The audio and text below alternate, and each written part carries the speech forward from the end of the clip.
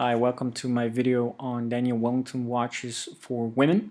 This video is about what to look for when buying a second-hand Daniel Wellington watch. So let's start with the classy watch of Daniel Wellington. Now this watch is 26 in diameter. It's the smallest watch Daniel Wellington has. It has Swarovski diamonds, and the hands of the watch are small. Now the shorter one is actually thick and the longer one is thin. The logo is more on top, so you have a small gap here and a bigger gap underneath it.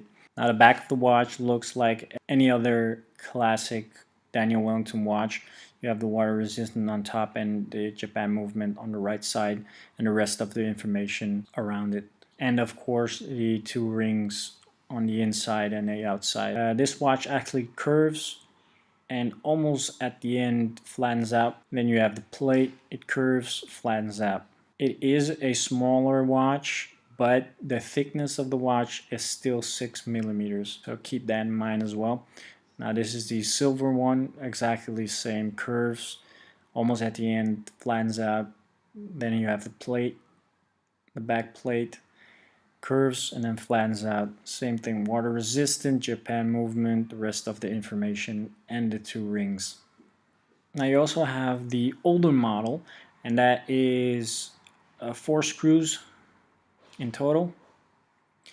And then actually the curving is exactly the same as the new ones, and the water resistant, Japan movement, and then the rest of the information, but this one does not have the rings. Now this is a classic women's watch, not much different than the men's watch, only the indexes are shorter, and overall it's exactly the same. The back is the same. You have the two rings, water resistant on top, Japan movement on the right, and the rest of the information around it. And it actually curves 3/4 of the way, it stops and then flattens out. You also have the older model of the classic women watch, and then it curves almost at the end, flattens out, and then comes the plate, curves, flattens out.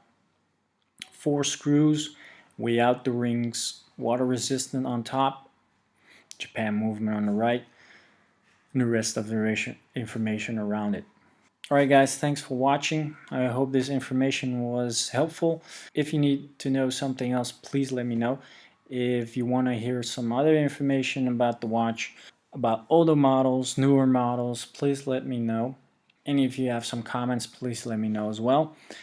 Thanks for watching. Until next time.